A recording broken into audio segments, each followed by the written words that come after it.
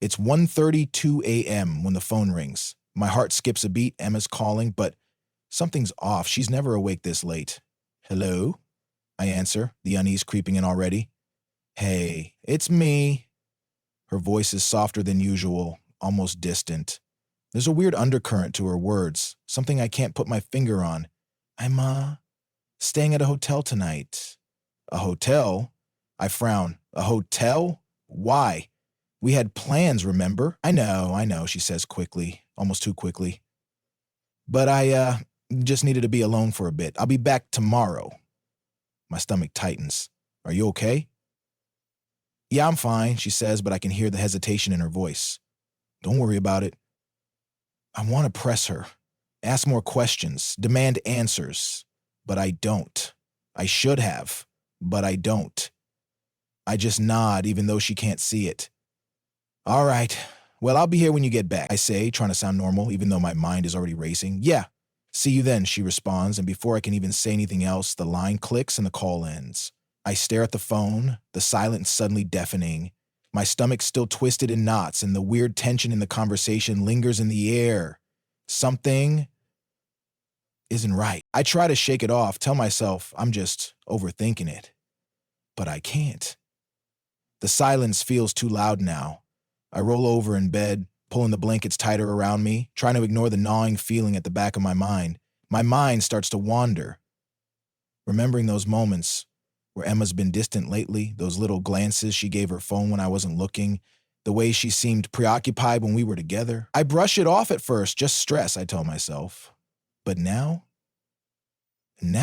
I can't get that damn phone call out of my head. I lie there for hours, eyes wide open in the dark, wondering what's really going on. Is it just my mind playing tricks on me, or is there something more? Eventually, I can't take it anymore. I need answers. I can't just lie here and let this eat me up from the inside. I grab my jacket and slip out the door, my breath shallow as I start the car. I pull up to the hotel, my pulse quickening as I park in the lot. I don't even know what I'm doing here. It feels like I'm holding my breath as I walk toward the entrance, my feet dragging, my mind in a haze. But then I see her car. Emma's car, parked right outside. My heart slams in my chest. I'm not ready for what happens next. There she is, Emma. And there's Marcus. They're walking out together laughing. She's leaning in, her hand brushing his arm. Her smile. God, her smile is so different from the one she gives me. I freeze, rooted to the spot. My breath catches in my throat. It's like time stops and all I can do is watch them. I should confront them. I should storm up to them, demand answers, but I can't. Something stops me. I can't even explain why. I feel paralyzed. I just stand there, helpless. They don't notice me. They're too wrapped up in their own world, unaware of the storm they've just created in mine. They head back inside, their laughter fading, and I'm left standing in the cold, the weight of their oblivion crushing me. I don't move for a long time. The image of them, of Emma with Marcus, keeps replaying in my head. My stomach twists. I feel like I've been punched in the gut. I don't even know what to do with this. I can't trust my own eyes anymore. I get back in the car, but it feels like I'm driving through a fog. My thoughts are scattered, a whirlwind of emotions. Anger, disbelief, pain, betrayal. It hits me hard. Why didn't she tell me? Why didn't she trust me enough to be honest? I thought we had everything together. Everything was fine. Or was it? Was I really so blind to not see it? I grip the steering wheel tighter, my knuckles white. The questions are relentless, and there's no clear answer. All I know is that something broke inside of me tonight. I don't know what this means for us. I don't know if I can even look at her the same way again. My mind keeps replaying the scene, Emma laughing with him, touching him, so natural, so carefree. I want to scream, I want to punch something, anything, but the anger just feels hollow, like it won't fix anything. I park in the driveway, but I don't move. The house feels so empty now. I can almost hear the silence. No, I feel it. It presses in on me, suffocating me. I sit there for what feels like hours staring at the door, knowing I can't go in. I'm not ready. I keep asking myself, where did it go wrong? What happened to us? How long has this been going on? Did I miss something? I'm drowning in these questions and there's no answer. Not yet. Not now. Maybe I'm just overreacting, but this gut feeling, it won't go away. And the silence between us feels heavier than ever. I don't know when it happened, when everything started slipping through my fingers. But as I sit here, in the silence of our home, it's all I can think about. I keep replaying the same moments in my head. Emma's smile, the way she used to lean into me when we laughed, the softness in her eyes when we talked about our future. But now, all of it feels distant. Those moments are tainted, warped by this gnawing doubt that's been eating at me ever since that night at the hotel. She's pregnant with our child, and I remember the day she told me. The joy on her face, the surprise in her voice. It was supposed to be one of the happiest moments of our lives, but now it feels different. It feels wrong. I should have known something was off. She was already pulling away then, wasn't she? The walls she started to build around certain topics, the way she'd avoid looking at me when I asked her about her day, and that I ignored it all, convincing myself it was just stress. But now it feels like I missed something huge, something important. Was she already pulling away from me even then? Was she already looking for someone else? I want to scream, to throw my hands up and say I don't know what to believe anymore. But instead I just sit here in this heavy silence, hoping for something to make sense. The next morning I can't shake the feeling that something is off. Emma's in the kitchen, her back to me as she sips her coffee, and I can't just let this go anymore. I walk up to her, my heart racing. My hands tremble a little, but I force myself to speak. Emma, I need to know the truth. About last night. About Marcus. She freezes just for a second, but I catch it. That hesitation, that damn hesitation that makes my stomach churn. She turns to face me, her eyes wide, defensive. What do you mean? She asks, her voice calm, but I can hear the edge in it. I saw you. At the hotel. With him, I say, the words spilling out like a confession. You and Marcus. Laughing. Touching each other. Her face goes blank for a moment, like she's trying to process my words, but then she just shuts down. David, it's not what you think. Marcus is just a close friend, nothing more. I can feel the anger rising in me, but I try to hold it in. A friend? That's all? Yes, she insists, her voice growing sharper. David, why are you acting like this? There's nothing going on. You have nothing to worry about. Her words hang in the air between us, but something in her eyes doesn't add up. She's too calm, too rehearsed. I can't shake the feeling that there's more she's not saying. I take a deep breath, trying to steady myself. Emma, I don't know what to believe anymore. You've been distant for weeks now, and then last night? This just doesn't make sense. She looks at me, her expression softening, but there's a wall behind her eyes. I'm just tired, David. The pregnancy, it's been hard. I needed someone to talk to. Marcus was there for me, okay? I swallow hard. And I wasn't. She hesitates, then looks down at her hands, fidgeting with her ring. I don't know, it just felt different with him. He understood. You didn't. I feel like I've been slapped. The words hit harder than anything else she could have said. She's telling me right here, right now, that she felt more understood by him than by me. And I don't know how to process that. So you turn to him, I say, my voice shaking now, instead of talking to me, instead of being honest. She looks up at me, her eyes full of guilt, but she doesn't apologize. I never meant for it to get like this, David. I didn't want to hurt you. The space between us feels like an abyss now, one I can't cross, no matter how much I want to. But you did. I can't stop thinking about her words. I can't stop hearing the way she said Marcus understood her. It burns in my chest, deep and raw. The doubt has taken root and I can't pull it out. I need answers. I need to know everything, even if it destroys me. So I start asking around. I talk to friends we share, people who've known Emma for longer than I have. I ask about Marcus. I try to play it cool, like I'm just curious, but inside I'm dying. I need to know the truth. One by one, the pieces start falling into place. They've known each other longer than I thought. They've shared moments, quiet moments that Emma never told me about. Marcus was there for her in ways that I didn't even realize.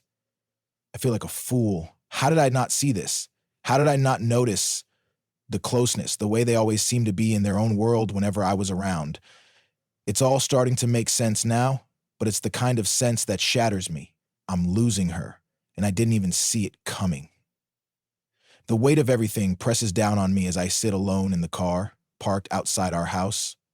I'm still holding the phone, still staring at the screen as if it's going to tell me what to do next. I can't confront her. Not yet. Not with all the things I've uncovered.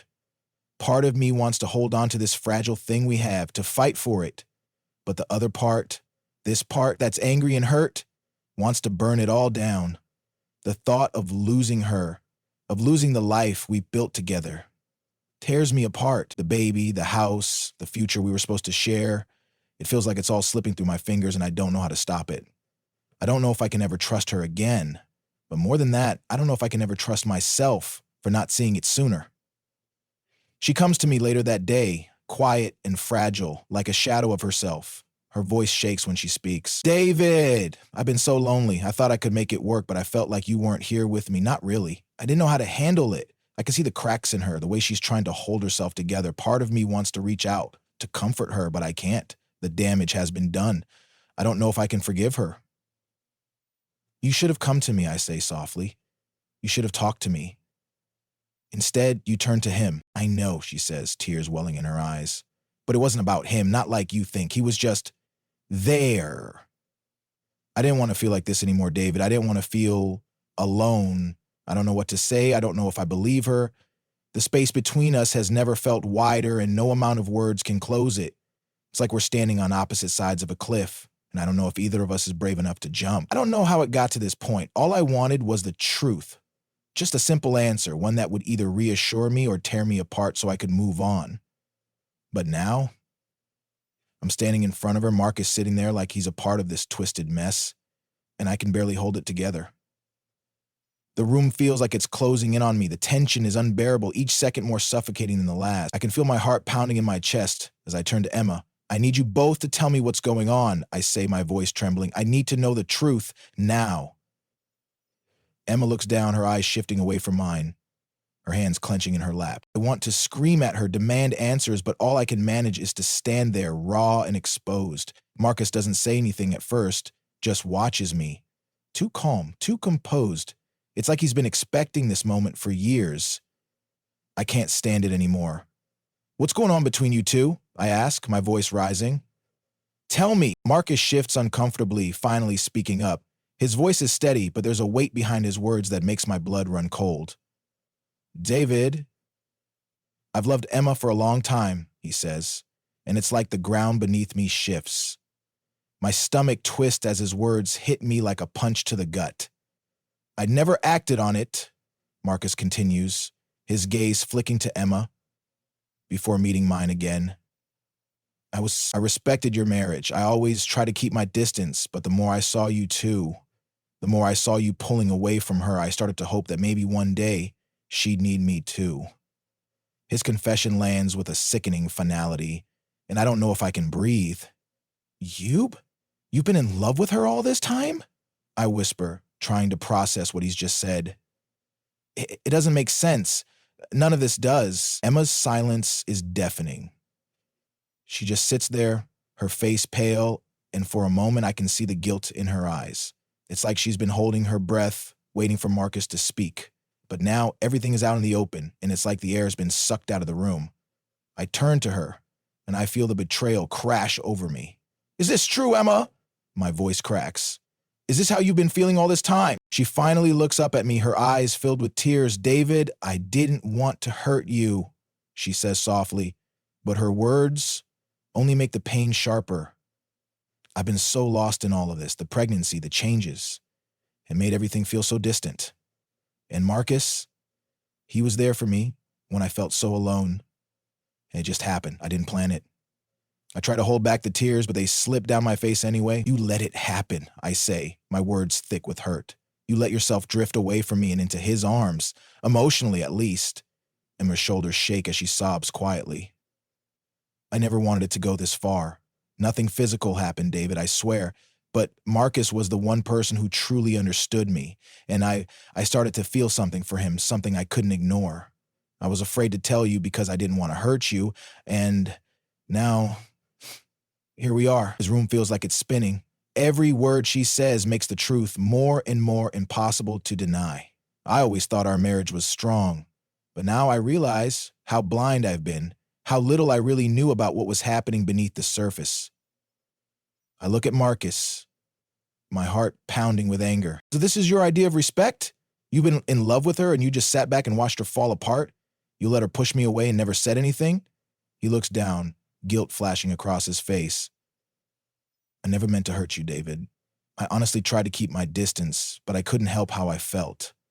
I never expected things to get so complicated. I turned back to Emma, my chest tight with grief. How could you do this to me? I whisper, barely able to breathe through the weight of my own emotions. How could you let this happen? How could you betray me like this? Emma pleads with me, her voice desperate. David, please. I'm so sorry. I don't want to lose you. I'll end things with Marcus. I'll do whatever it takes to make this right. I love you. I want to fix this. Her words feel like a distant echo, a hollow plea that I know deep down I can never fully believe. How can I trust her again? How can I look at her and not see the years of emotional betrayal? I want to reach out, to pull her close and pretend none of this ever happened, but I can't. Not anymore. I don't know if I can, I whisper, my voice breaking. I don't know if I can ever trust you again. You let him into our lives, into our marriage, and now you want me to forget it? You broke me, Emma. Her face crumples as she reaches out to me, but I step back, unable to let her touch me. Please, she begs, tears falling freely. Don't leave me. Don't walk away. But it's too late. The damage is done. My heart aches in ways I didn't know were possible, and I realized that even if I wanted to forgive her, I couldn't. The trust, the connection, the love, it's all been shattered, and I'm standing in the wreckage, trying to figure out how to move forward. I turn away from her, my body trembling with the weight of the decision I know I have to make. Walking away isn't easy, but it's the only choice I have left, because no matter how much I wish things were different, I can never forget what I've learned today. I can never forget how they both betrayed me. I couldn't breathe. I couldn't even think straight. My mind was still reeling from the confrontation, from the words Emma and Marcus had thrown at me like daggers, and I didn't know how to process any of it. The world felt like it was spinning too fast, and all I could do was escape. So I left. I needed space, not just from them, but from myself. I drove aimlessly for hours, no real destination in mind. All I knew was that I couldn't stay in that house, not with the air thick with lies and betrayal. I needed to be alone, to feel the weight of my thoughts without anyone else's words hanging over me. The car became my refuge, a silent place where I could finally think, really think about everything that had happened. About Emma, about Marcus, about the life I thought I had, the memories we'd made, the laughs we'd shared, the future we'd planned. It all felt like a lie now. The anger was still there, simmering beneath the surface, but it was overshadowed by the emptiness, the crushing realization that everything I thought I knew was false. How had I missed it? How had I been so blind? I'd given her everything, my love, my trust. And now, I was left with nothing but shattered pieces. I wanted to scream. I wanted to break something, but all I could do was sit in that car, gripping the steering wheel, and let the silence consume me. In the days that followed, I withdrew even further. I didn't answer her calls. I didn't respond to her texts. I needed to be alone, to process everything on my own terms. But the silence didn't bring the clarity I thought it would. It only deepened the confusion, the grief. I couldn't even look at myself in the mirror without feeling like a stranger. Who was I now? What had become of me? Had I really been that naive, that trusting? But as the days went by, something shifted inside me. I started talking to friends, something I hadn't done in years. I told them everything about Emma, about Marcus, about how my whole world had crumbled. And in those conversations, I began to hear myself. I began to understand just how much I'd ignored my own needs. It wasn't just about the betrayal. It was about how little I'd taken care of myself, how I'd let my identity get lost in her, in us. Through my pain, I realized something important. Healing didn't come from Emma's apologies or Marcus's sacrifice. It came from within me. I had to find myself again. I had to rebuild what had been broken. Not just the trust with Emma, but the trust in myself. Despite everything, Emma didn't stop reaching out. Her calls, her texts, the pleading in her voice when I finally did pick up, it was unbearable. She was sorry, so sorry. She'd never meant to hurt me. She promised. I know I've lost you, she said one of the last times we spoke. But please, David, I need you to understand. I was confused. I was lost. And Marcus, he was there for me in a way you weren't. Her words cut deep, but they didn't carry the same weight they once did. I could hear the remorse, but I also heard the desperation. She needed me to forgive her. She needed me to make everything okay again. But it wasn't that simple. I couldn't just forget the hurt. I couldn't undo what had been done. Part of me wanted to believe her, to trust us that she really was sorry. But another part of me was too scared. Scared that if I let her back in, I'd only get hurt again. The worst part, I still loved her. I wanted to forgive her. I wanted to believe that the woman I once loved was still in there somewhere, that maybe, just maybe, we could find our way back to each other. But I couldn't trust her, and without trust, there was no foundation for anything. Then, in an unexpected turn, Marcus reached out to me. I hadn't spoken to him since that night, the night everything fell apart. He told me he was stepping away. He admitted that his feelings for Emma had been a source of constant internal conflict, but now, seeing the hurt he had caused me, he knew what he had to do. I can't keep doing this to you, he said, his voice surprisingly calm despite the gravity of his words. I'd never wanted to cause you this kind of pain. I've realized that, in my own way, I was part of the problem. I didn't know how to react. Was this some kind of redemption on his part? A last-minute attempt at self-sacrifice? It felt like a twisted kind of justice. The man who'd once been a thorn in my side, who had crept into my marriage and my life, was now stepping back, giving me space to heal. And yet, it didn't erase the past. It didn't make everything okay. It didn't undo the damage. But it was a glimmer of something, maybe not hope, or clarity. Maybe there was such a thing as redemption. Maybe people could change, even if the hurt they caused couldn't be erased. One night, after days of stewing in my own thoughts, I sat down with Emma. She'd been waiting for me to make some kind of decision, and I knew the time had come. I looked at her, my heart heavy with all the things I'd never said, all the hurt I'd never voiced. I knew I couldn't keep holding on to the anger. It would destroy me. It already had. Emma, I started, my voice rough. I don't know if I can forgive you. Not for us, not for the marriage we had, but for me. I need to let go of this anger. I need to stop letting it control me. She looked at me, hope flickering in her eyes. David, please. I'm so sorry. I know I've broken you, but I'll do anything. I'll fight for us. I shook my head, the weight of everything crashing down on me. I'm not fighting anymore. Not for us. Not right now. I need to heal. I need to find myself first. Her face fell, and I could see the agony in her eyes. But as much as it hurt, I knew I was making the right choice.